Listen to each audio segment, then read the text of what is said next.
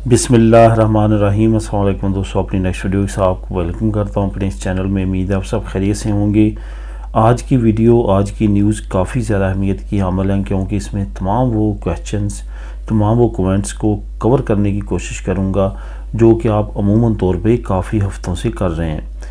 यहाँ पे आपको ये बताता चलूँ कि इन कमेंट्स को जो ताज़ा तरीन अपडेट है उसके मुताबिक आपने देखना है।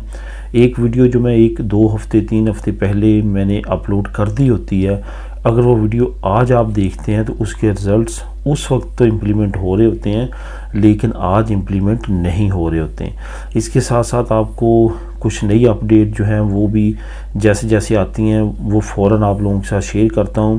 तो हमेशा थोड़ा सा वेट किया करें। जैसे कि नया ऐलान, नया कानून, कोई भी नई चीज़ आती है तो उसको कम से कम किसी भी सरकारी ऑफिस में, किसी भी सरकारी डिपार्टमेंट में इम्प्लीमेंट होते मिनिमम 3 महीने का अरसा लग जाता है।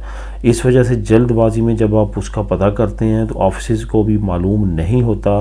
वो जो कानून आता है उनको मालूम होता है लेकिन इम्प्लीमेंट नहीं हुआ होता, तो वो आपको कहते हैं कि ऐसा कुछ नहीं है। इसकी कई मरतबा मिसालें आपके सामने आ चुकी हैं, जैसे रेगो फार्मासियोन में था, उससे पहले रेगो लिबराल में था।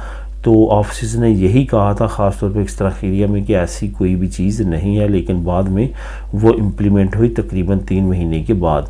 तो इस वजह से थोड़ा सा इसका वेट किया गया। उसके बाद जो आज मैं बात करूंगा वो सबसे पहले तो स्पेन नेशनलिटी की अपील के बारे में है कि किन को अपील करनी चाहिए और किन को इंतज़ार करना चाहिए। इस पे एक हिंट, एक टिप दूंगा आपको, उस पर अमल कीजिएगा, जो बहुत सारे लोगों ने की है और प्रैक्टिकल एक्सपीरियंस भी है कि उसको अगर आप अमल करेंगे तो उस पर ज़्यादा बेहतर रहेगा अपील का डिसीजन लेने में। सफ़र के लिए कौन सी वैक्सीन डोज जो है वो चल रही हैं आजकल। आज अभी काफ़ी ज़्यादा हमारी कम्युनिटी से लोग अपनी होम कंट्री जा रहे हैं, तो उनको ये सबसे बड़ा क्वेश्चन इस वक्त गर्दिश कर रहा है कि कितनी डोज़ होनी चाहिए और किस तरह से हम जा सकते हैं। इसके लिए मैंने आप लोगों के साथ एक तो लिंक लेके आया हूँ जो कि हुकूमत स्पेन का है, जो कि साथ सनीदाद का यानी कि महकमा सेहत का एक लिंक है, बहुत ज़्यादा अहमियत का अमल है, उसको आप देख सकेंगे, पढ़ सकेंगे। उसके बाद घर कौन सा होना चाहिए जिस पे फैमिली पास हो सके।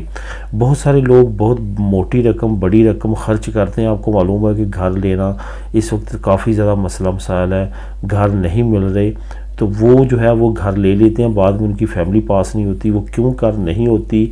घर लेने से पहले घर की कौन सी शराइत को आपने पूरा करना है, इस पे बात करेंगे। रेगो सोशल में कौन सी नई तब्दीली हुई है जिसके बारे में भी काफ़ी दोस्त कमेंट्स कर रहे हैं, इसके पे बात करेंगे वीडियो के आखिर में। सबसे पहले तो स्पेन नेशनलिटी की अपील के बारे में बात करते हैं कि किन को अपील करनी चाहिए या किन को अपील नहीं करनी चाहिए। यहाँ पे आपको एक ही फार्मूला बताऊंगा कि जो लोग नेशनलिटी जमा करवाते हैं और उनको तकरीबन 8-9 महीने में, 10 महीने में उनका स्टेटस जो है वो क्वालिफिकेशन पे चला जाता है। फॉर एग्ज़ाम्पल आपका 10 महीने में स्टेटस क्वालिफिकेशन पे चला गया और एक मरतबा दोबारा वो उसने रिवर्स लिया और जो शुरू के स्टेटस थे जो कि कंफर्म नहीं होता कि कौन सा स्टेटस वो ले जाके वहाँ पे स्टॉप करते हैं, वहाँ पे जब आपका स्टेटस वापस चला जाता है तो आप एक मरतबा घबरा जाते हैं कि मेरा स्टेटस वापस शुरू में चला गया। असल में वो आपकी वेरिफिकेशन हो रही होती है आपके करैक्टर सर्टिफिकेट की। जो स्पेन का करैक्टर सर्टिफिकेट है और जो पाकिस्तान का या आपकी होम कंट्री का करैक्टर सर्टिफिकेट है उसकी वेरिफिकेशन हो रही होती है। इस वजह से वो आपका स्टेटस एक मरतबा तब्दील होता है। अगर तो 10 महीने के अंदर अंदर ये तमाम प्रोसेस आप देख रहे हैं अपनी फ़ाइल पे, तो कोशिश करें कि आप वेट करें अपनी फ़ाइल का तकरीबन 3 से 4 महीने में, यानी कि 1 साल 2 महीने, जो कि टोटल 14 महीने से 15 महीने बनेंगे, उसमें आपकी इंशाल्लाह ताला नेशनलिटी वैसे ही पास हो जाएगी अगर उसमें कोई भी प्रॉब्लम ना हुआ। अगर आप देखते हैं कि इतने अरसे में ये सारा कुछ हो जाता है तो आपको अपील करने की कोई ज़रूरत नहीं है, क्योंकि अगर साल के बाद आप अपील करते हैं उस पर भी 3-4 महीने लगेंगे कम अज़ कम, तो वो वैसे ही आपके 15-16 महीने बन जाते हैं। तो इस वजह से एक तो आपने रकम देनी है किसी न किसी वकील को, तो आपका प्रोसेस वैसे ही इतने महीनों में नॉर्मली हो जाएगा। अगर आप देख रहे हैं कि आपकी फ़ाइल 1 साल के अंदर अंदर 10 महीनों के अंदर अंदर ये तमाम प्रोसेस कर चुकी है, तो इस फार्मूले को पे अमल कीजिएगा, तो इस पे आप अमल करेंगे तो आपको ये डिसीजन लेने में आसानी होगी कि आपने अपील करनी है या नहीं करनी। अगर आपकी साल के अंदर अंदर स्टेटस जो है अभी 2-3 ही मनाजिल तय करता है, आखिर तक भी नहीं पहुंचता, तो आपको लाजमी तौर पे साल के बाद रिकुर्सो करनी है, वरना आपको 2 से 3 साल लग सकते हैं। जैसे कि अभी रिसेंटली मैंने बताया था कि एक बंदे ने 2018 में जमा करवाई थी और उसने अपील नहीं की थी, तो अभी उसकी नेशनलिटी पास हुई है। सफ़र के लिए कितनी कौन सी वैक्सीन होनी चाहिए, अगर हम अपनी होम कंट्री में जाते हैं तो तब कौन सी होनी चाहिए, और वापस आने की में कोई रुकावट तो नहीं बनेगी। मैं नीचे एक लिंक दे रहा हूँ आपको, वो ना सिर्फ आप रीड कर सकते हैं, सुन भी सकते हैं। वहाँ पे आप देखेंगे 3 पॉइंट उन्होंने दिए हुए हैं। अगर आप स्पेन से बाहर जाना चाहते हैं फिर क्या रिक्वायरमेंट है, स्पेन के अंदर आना चाहते हैं फिर क्या रिक्वायरमेंट है, ये तमाम चीज़ें वहाँ पे आपने क्लिक करना है उस ऑप्शन पे। अगर आप बाहर जाना चाहते हैं तो उस ऑप्शन पे क्लिक कीजिएगा, तो वहाँ पे तमाम डिटेल आ जाएगी, लेकिन मैं आपको ख़ास डिटेल उसकी बता देता हूँ।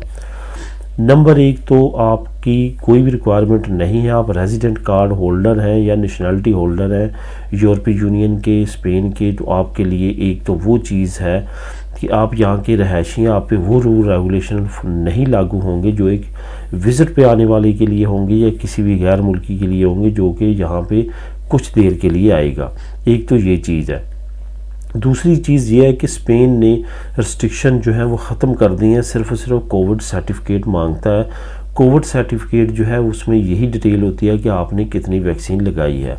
हत्ता कि अभी मुल्कों की बजाय एयरलाइंस ने कुछ ज़्यादा जो है वो इन चीज़ों की तरफ तवज्जो दिया। ख़ास तौर पे मैं कतर एयरलाइन की बात करूँगा। कतर एयरलाइन काफ़ी ज़्यादा स्ट्रिक्ट है, वो अभी तक ये सर्टिफिकेट वगैरह तमाम चीज़ें मांगती है। उसके बाद आप जिस कंट्री में जा रहे हैं उस कंट्री के भी रूल रेगुलेशन आपने फॉलो करने हैं, उसके मुताबिक ये तमाम चीज़ें देखें। सिर्फ और सिर्फ स्पेन को ना देखें कि आपने यहाँ से जाना है और आना है, इसके साथ साथ जिस कंट्री में आप जा रहे हैं, इंडिया, पाकिस्तान, बांग्लादेश, जहाँ पे भी, उसको भी देखें कि वहाँ पे क्या रूल रेगुलेशन है, उसको भी आपने लाजमी तौर पे फॉलो करना है। जहाँ तक स्पेन का तल्लुक है वो अब रिस्ट्रिक्शंस ख़त्म हो चुकी हैं। जो जुलाई वाला कानून है वो इम्प्लीमेंट है और उसके मुताबिक वही है कि आपके पास कोविड सर्टिफिकेट होना चाहिए। इसके अलावा ऐसा नहीं है कि आप PCR टेस्ट करवाएं या इस तरह का कुछ और। अब कोविड टेस्ट बिल्कुल भी नहीं है, तो वो तो बिल्कुल ख़त्म हो चुका है। डोज़ की जहाँ तक बात है, अगर आपने 2 डोज़ लगवाई हुई हैं फाइज़र की या मॉडर्ना की या दूसरी किसी किस्म की भी जो कि अप्रूव्ड है यूरोपीय यूनियन से, तो आपको कोई भी किसी तरह की प्रॉब्लम नहीं होगी, ना यहाँ पे ना वहाँ पे। लेकिन आपने वो सर्टिफिकेट लाजमी तौर पे निकलवा लेना है और अपने पास रखना है। किस घर में फैमिली वीज़ा जो है वो अप्लाई कर सकते हैं, किस घर में नहीं कर सकते। सबसे जो पहला आपने पॉइंट अपने जहन में रखना है, जिसकी वजह से काफ़ी लोगों ने अपने पैसे ज़ाया किए हैं, वो ये है कि जो आपने घर किराए पे ले रहे हैं ये चेक करें उस पर पहले फैमिली तो अप्लाई नहीं हुई कम से कम 1 साल के अंदर।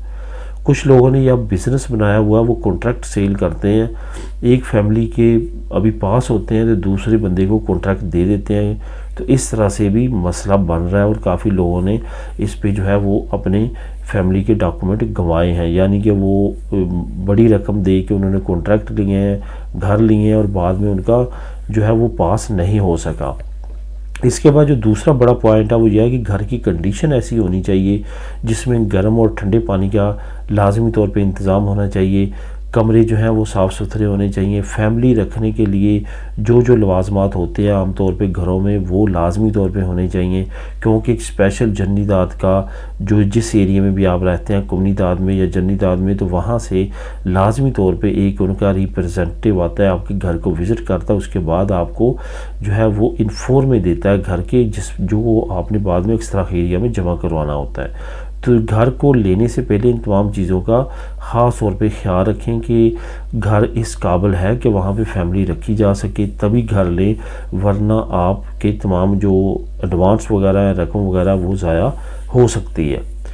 अरेगो सोशल के बारे में बात करते हैं। अरेगो सोशल के बारे में काफ़ी दोस्तों के कमेंट्स भी आए हैं कि अरेगो सोशल जो है ये नई तब्दीली कुछ इसमें आई है, जो मैंने ऑलरेडी एक वीडियो में बता दी हुई है आपको, लेकिन एक मरतबा दोबारा मैं रिपीट कर देता हूँ कि अरेगो सोशल में ख़ास तौर पे नेशनल लेवल पे कोई भी ऐसी तब्दीली नहीं आई।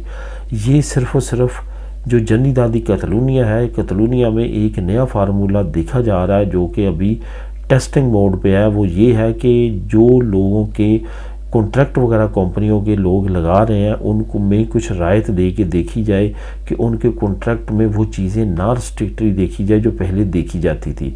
इसके रिज़ल्ट्स को देखा जाएगा, उसके बाद जो है इसको इम्प्लीमेंट ख़ास तौर पे तमाम एरियाज़ में किया जाएगा। लेकिन ये रीजनली है, सिर्फ कतलूनिया में है, नेशनल लेवल पे ऐसा कुछ भी नहीं हुआ। इस वजह से रैगो सोशल के बारे में अगर आप कहें कि पूरे मुल्क में कोई नई तब्दीली आई है या नया कानून आया तो ऐसा बिल्कुल भी नहीं है, ये बिल्कुल गलत है।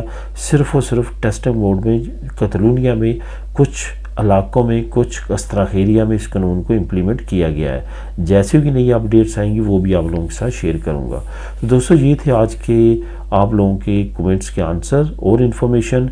नीचे लिंक कोविड से रिलेटेड, डोज से रिलेटेड और सफरी हदायत से रिलेटेड मौजूद है। क्लिक करके आप उसको बाखूबी बेहतर तरीके के साथ रीड कर सकते हैं और समझ सकते हैं। मिलेंगे नेक्स्ट वीडियो में नई इन्फॉर्मेशन, नई न्यूज़ के साथ। अल्लाह हाफिज़।